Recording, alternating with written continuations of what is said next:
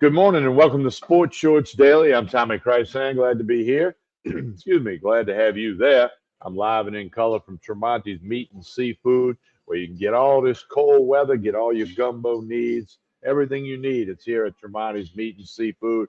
Load up for the weekend. They do deer and game processing. You deer hunters, come on in here to Tremonti's. We're joined today by Derry Beckwith, national championship linebacker for the LSU Tigers a few years ago, a little bit in the NFL, and he does a lot of Sports Shorts radio with us, and he'll do it again this Saturday. We'll be at the Most Blessed Sacrament Church and School Fair, so we want you to come on out there and say hello.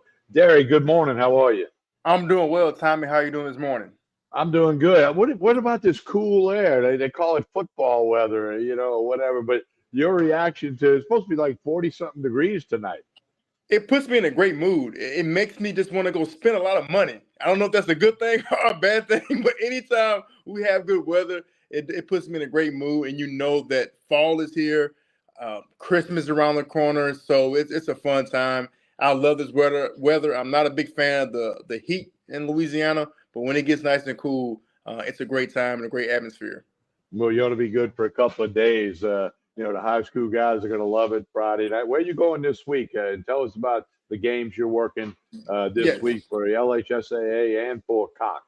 All right, so for Thursday for LHSAA Network, we're going to Iota. So Westlake plays Iota, and then Friday for the Yearview game of the week, we're going to Kaplan, Louisiana. Southern Lab hosts Kaplan. So we spend a lot of time in the Lafayette area in that market. It's always some great football, always great players, always a great atmosphere, and the fan bases in that area, in Lafayette area, are crazy about their high school football. So it's going to be an exciting time.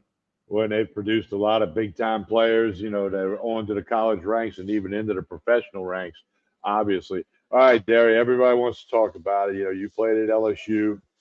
You were a national champion. Talk about the win over Ole Miss in overtime last night. What an atmosphere. Boy, it was great to be in Tiger Stadium. I wasn't there. I'm like you. I was watching on TV, but a lot of people decided to go.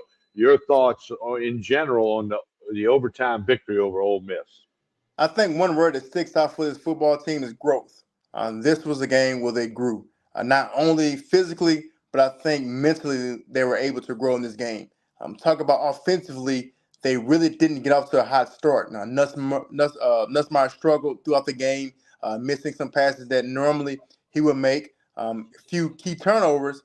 But at the end of the game, when it counted, he made the right plays. And for me, that speaks volumes. Anytime a quarterback can struggle, Tommy, throughout the game, but at the end of the game, to have the mental capacity, to have the confidence to still go out there and make plays and win this football game was tremendous. And so to me, that erases everything that he did previously. Now, obviously, he's going to go into the film room, make those corrections. That's between him and the coaching staff. But for me, that showed a lot of guts and a lot of growth from Nussmeier to go out and still perform, even though he didn't play the way he wanted to all game long. It's just like I always bring up Michael Jordan. Michael Jordan could be 2 for 20, but when he gets that final shot, he's going to make it. And everybody forgets the statistics. Everybody forget what he did previously. So same thing with Nussmeier. And defensively, TK, I thought they were tremendous. I thought Blake Baker called an outstanding game. He never let Ole Miss offense off the hook. He never sat back and gave Ole Miss offense what they wanted. He always applied pressure. He always brought the extra guy. And with Weeks, this was a coming out game for him. I was one of those guys that said Weeks need a little more development because I thought with him just being stagnant, playing inside linebacker position, that sometimes when a blocker gets on him, he gets kind of pushed around a little bit in the hole. That didn't happen Saturday night at all. The guy was flying around. A lot of times they did blitz with Weeks, but he read and reacted on the run play and made plays in the backfield. He played tremendous. Greg Penn played tremendous. Major Burns, a guy who takes a lot of flack, played tremendous at the star position, came up with 2 sacks. Swinton is continuing to elevate himself and making himself a lot of money. I look at the secondary. Zy Alexander had an outstanding game.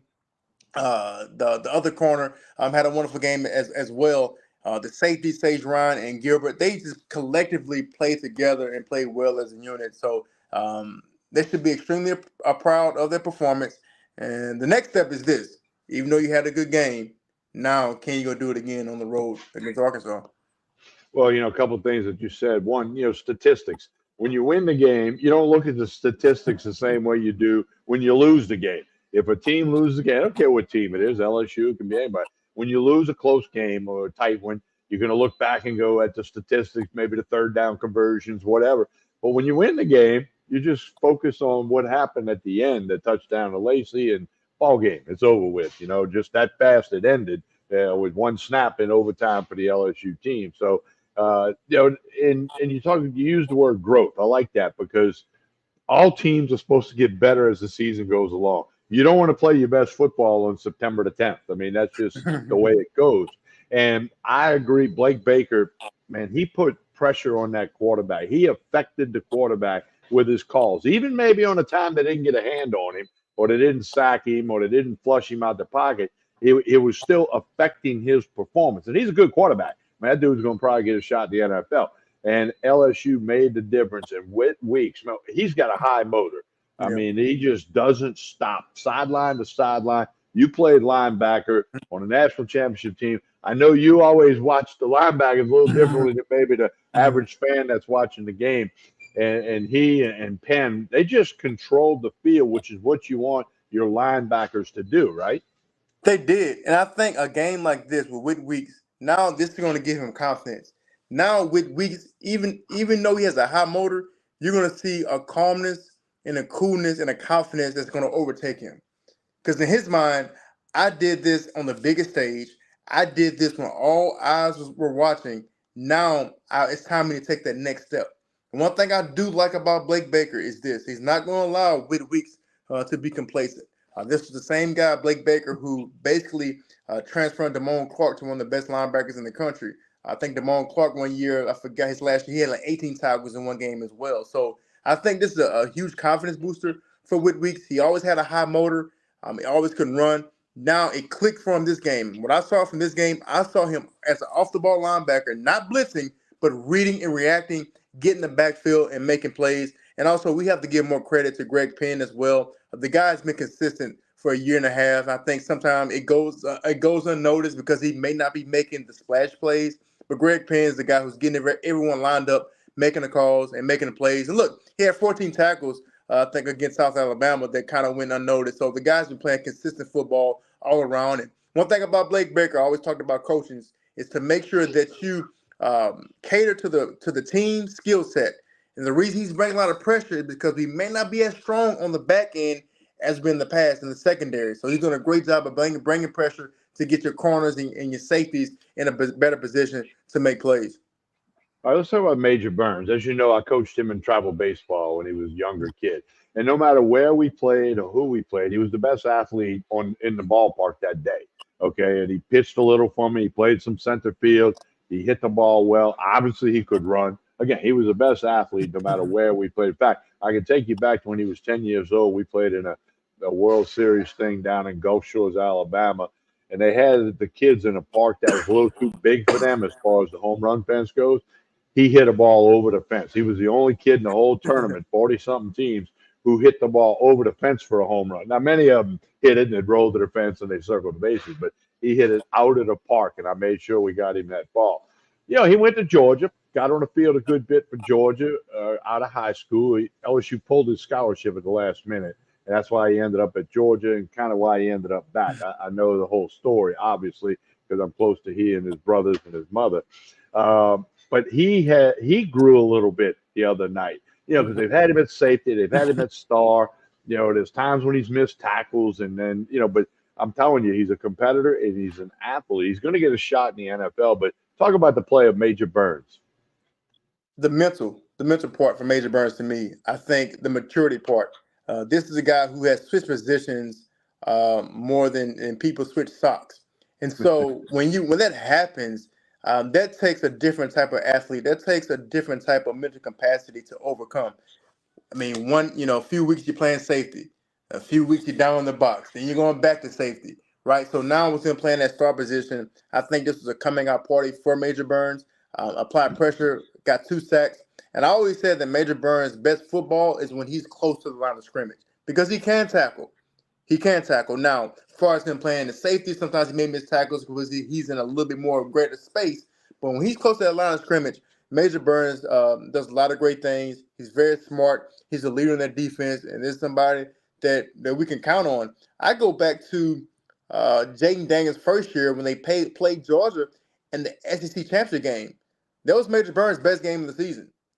He was flying around, making tackles, making plays. And when I see things like that, I always have hope and know that the kid has great potential. And then last year, I'm not even going to talk about it. We're going to forget about last year because it was not a good year all around. But now I think he's confident in who he is and his ability. And you're going to continue to see Major Burns develop and get better as we go down towards the end of the season. Got Derry Beck with you, pinch hitting for Ronnie Rance, as always. Sports Shorts Daily, presented by the LeBears Casino and Hotel in Baton Rouge, the ESPN Sports Book, the ESPN Bet Sports Book, the Edge Lounge, which has it happening every Thursday, Friday, and Saturday night. A lot of great stuff at the casino. We want you to check that out. Derry, now the task for LSU is forget the Ole Miss game. You got to turn the page. It doesn't. It's not going to matter Saturday night in Fayetteville. You talked last week on the radio, Sports Shorts Radio, we were at LeBears, about how every year when you played Ole Miss, we were talking about that, and then you added Arkansas into the conversation. It was always a tough game. That was a battle from the opening kickoff to the final whistle. Talk about LSU having to go into Fayetteville and play an Arkansas team who had an open date last week, beat Tennessee the last time they were on the football field. That was an upset. That was a shock. Talk about this matchup with Arkansas and the fact that it's always been tough for the Tigers when they play the Razorbacks. It's gonna be tough. It's gonna be tough. LSU's gonna have to grind another one out. I believe it's gonna come down to a couple possessions because anytime we play Arkansas, no matter what the records are, it's always a tough game. I think the last time we blew them out was Joe Burrow's last year. And I think we put like 52 points. But besides that, TK, it's always a close game. Well, Arkansas, last year was yeah, 34-31. right. 34-31 was the score last year in Tiger Stadium. Three points. And the year before that, that's the game Harold Perkins basically dominated and won the game. We won by 3 points then. And so it's going to be a tough matchup. I think Arkansas does pose some problems to us, maybe offensively. They have a quarterback who can make plays with his legs, and they have one of the best running backs in the SEC. So I think you're going to see a little bit attack from this Arkansas offense. They probably run the ball a little bit downhill, even though it may be out of spread formation. They're going to still try to run the power game and see if they can be more physical than this LSU's front seven. So it's going to be a task. I think Arkansas defense is going to pose a challenge to our offense. Their defensive coordinator does a great job. He shut down this vaunted Tennessee offense on the scheme that he ran as well. So I'm looking to him to maybe come up with a scheme for Arkansas's defense to maybe keep everything in front of that defense. He's probably going to drop a lot of guys, not rush people. So because LSU has been really good against the blitz, and Nussmeier has been really clean in the pocket. Obviously, no sacks against Ole Miss, which is phenomenal. So look for him to drop a lot of people in coverage to make Nussmeier read and make sure he makes the right throws. It's going to be a challenge. It's never an easy football game. Arkansas is always prepared to play these games, and that golden boot is something that everybody fights for, even though it's the ugliest, heaviest trophy known to mankind. It's something about that golden boot that you want to take it home with you. So it's going to be a lot of pride. It's going to be a tough game, and they're going to have to grow again. Every week is grow. You grew against Ole Miss, but now can you go on the road again in Arkansas, Fayetteville, 6 o'clock at night, and grow and take another step and come out victorious? But it's going to take a collective effort. LSU's a 2.5-point favorite in that game if you want to get out to the sports book at ESPN Bet. Hey, we always say this at the end of the show. I want to say it now. Like and share this show. I don't care if you're watching on Facebook, YouTube, or X. Like and share this show. Tell everybody about it. That helps all of us involved, as well as all the sponsors from LeBears to Tremonti's and of course, Court Street Cafe in Port Allen. They're back with Let's Shift Gears. The New Orleans Saints have lost 4 in a row. Started off like gangbusters. Beat Carolina. Everybody thought that would happen. Shocking win against Dallas, although maybe Dallas isn't as good as we thought that day. But the Saints have lost 4 in a row. Quick turnaround and a couple of things. Thursday night, standalone game. It's the Denver Broncos. It's Sean Payton, who coached the Saints to a Super Bowl victory.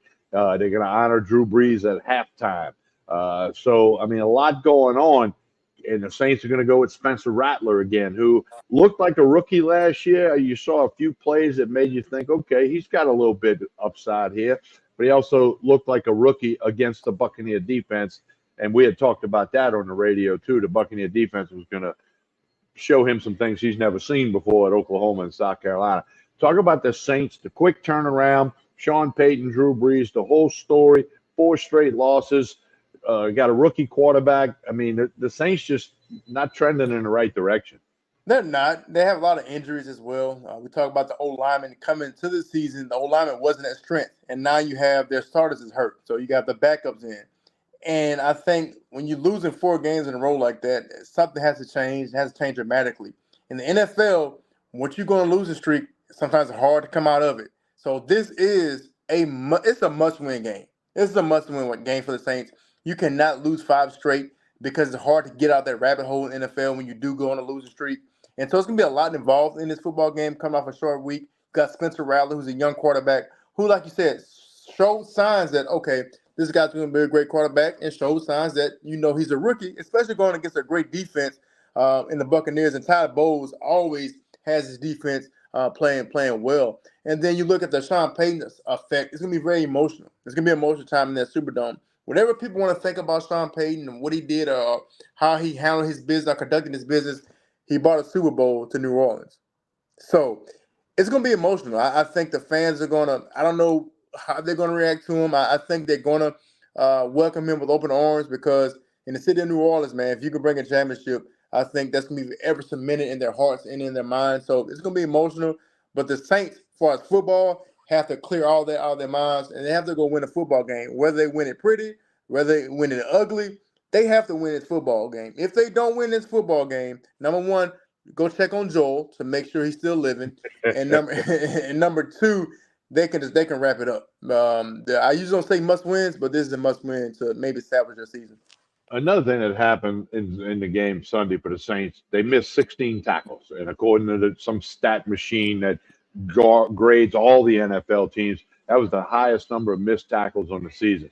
Derry, you played linebacker. I didn't play football after Little League, but I always thought that tackling was kind of like rebounding in basketball or playing defense in basketball. I mean, you got to want to do it. You got to want to get that guy on the ground and drive through him and get him on the ground. Talk about the missed tackles by the Saints. And, I know they don't practice tackling anymore because they don't want to get anybody hurt, during the week. They're too valuable in the weekend. But talk about the whole topic of the missed tackles by the Saints. And in football in general, tackling is not as good as it once was. I think the reason the Saints missed 16 tackles is because of angles. If you don't take a proper angle when tackling, you're not going to be effective. You're not going to tackle anybody.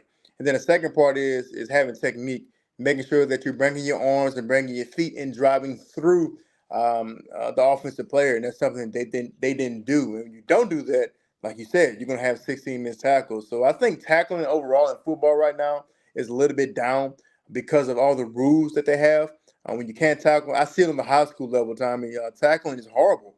It's because they have so many restrictions that they can't tackle. They can't put on pads during training camp. They may only have a week of pads. When I was playing in high school with Coach Kenny Guillot, I mean, it was a sin not to have pads on in his mind. And so we hit and we tackled all the time. And so when we got to college or we played college football, they didn't have to teach us tackling because we already was used to it. So it's about repetition, but it also is ways that you can teach even if you don't have full pads on. But also, it's up to the coaches too to instill some type of toughness into their players. I look at colleges like Georgia defensively, even though they're not as good as they have been in the past, they tackle well. I saw a defense in South Carolina that played LSU. They tackle well. So it's ways around it. But it's a 1-2, it's effort and it's angles and it's pursuit to the football. All right, we're talking with Derry Beckwith. Derry was a pretty good left-handed pitcher back in the day. Coach M.L. Woodruff, the legendary Parkview coach, wanted him to play baseball, but he stuck with football, and it was probably a pretty good idea. But I think he'd have been pretty good in baseball. Yankees go up 2 games to none on the Indians, the Guardians last night. Got Dodgers and Mets playing tonight. That series is 1-1. I love baseball, as you know, and I love postseason baseball. And I know you're a baseball guy. You're a sports fan. Have you caught any of the playoff action yet? I have not caught any of the playoff action. I'm not gonna lie to you. I do know baseball is good when the Yankees are good. I do know that. So every year it's like Yankees always have the highest payroll and they pay the most in taxes. At some point, the Yankees have to win a World Series. I feel like every year they have a monster team in baseball. You have so many guys, so many all stars on that baseball team. So eventually, they have to win a World Series. It's one. They remind me of the Cowboys. Every year you have these expectations that just because they have the NY on the front of their cap that they're gonna walk out there and win it, and they always disappoint. So at some point they got to put it together. Growing up, I was an Atlanta Braves fan because my grandfather used to watch it on TBS. And Right. man, when I say this guy, he used to watch the whole game, and so I always grew up a Braves fan with Chipper Jones and those guys as well, Andrew Jones. So, but I'm looking forward to it. I usually watch it once it gets to the World Series. It gets real interesting for me. So I think if the Yankees do win it, it's always good for baseball. All right, don't forget this Saturday morning we'll be out at the Most Blessed Sacrament Fair right there in Baton Rouge next to Woodlawn High School, 10 a.m. to 12 noon on ESPN Radio, Baton Rouge, Lafayette, and Lake Charles. Derry's going to join us. Come on out and say hello. We'll be out there. The weather's supposed to be spectacular. I want you to go to the fair Friday, Saturday, Sunday, but we'll broadcast live from the fair Saturday morning, and Derry will be there along with Ronnie Rance. Hunter McCann's going to be there. He's a Most Blessed Sacrament graduate, so it's a special day for him. All right, Derry, we appreciate you pinch hitting for Ronnie, especially on the last minute notice here. Look forward to radio on Saturday, and I hope you have a really good day. You too. Look, I gotta come try one of those Tremonti burgers. I know you guys are talking about it Saturday, so I'm a big Yeah, burger fan. So well, tell Tremonti, it's going to be my treat. We'll figure that out one of these days. You come get some lunch, man. yeah, You will definitely absolutely. enjoy it here at Tremonti's, where hey, the weather's getting cold. They can just put a bunch of andouille in the meat case, make that gumbo, get everything you need here at Tremonti's. You got all your wine and your liquor. They do deer processing. You deer hunters, they roll them on in here. They'll take care of you. Tremonti's Meat and Seafood, right down the street from Parkview Baptist Church and School here on Jefferson Highway. Derry, you have a great day. As we always do, we ask people to like and share this show. Derry, we'll talk to you again soon. Thank you, man. Appreciate it, TK. Have a good one.